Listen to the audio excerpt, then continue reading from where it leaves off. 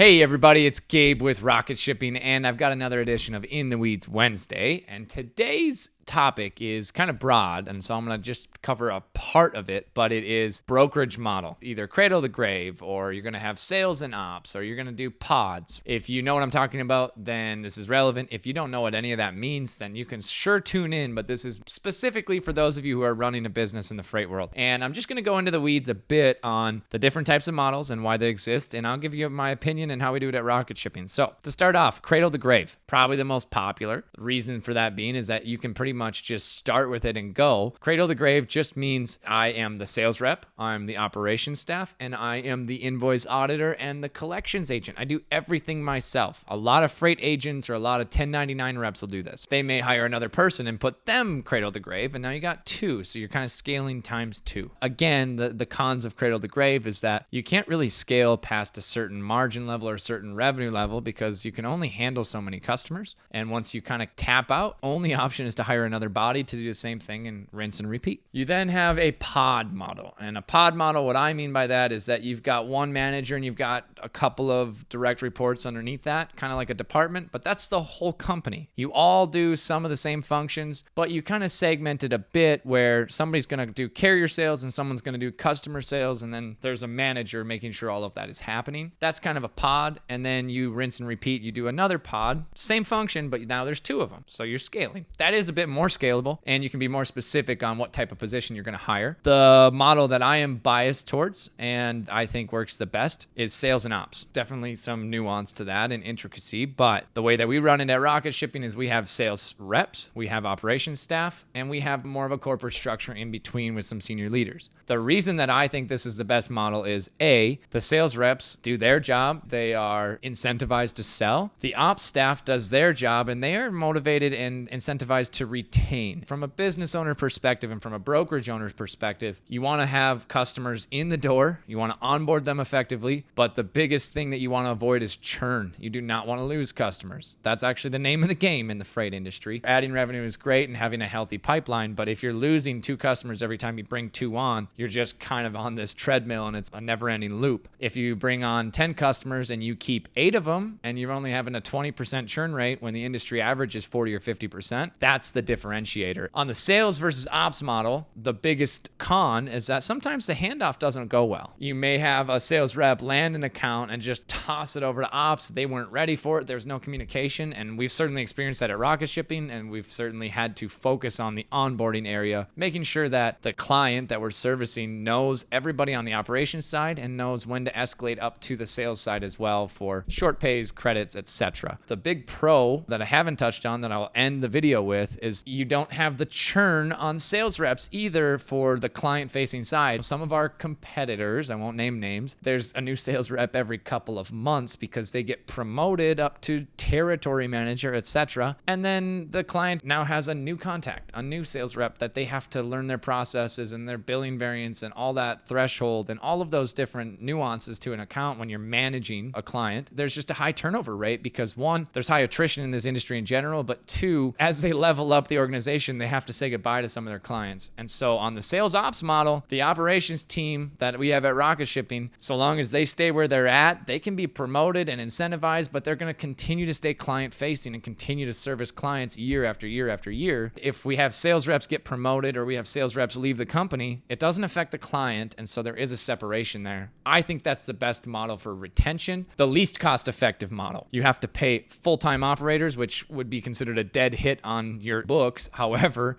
it's the only reason you keep customers and retain, so you have to look at it that way. Whereas on Cradle the Grave, you can pay one person to do everything. You can have a higher profit margin or net revenue margin. But I think for a long-term growth strategy, sales ops is the winner. All right, we'll see you on Friday for Freight Story Friday.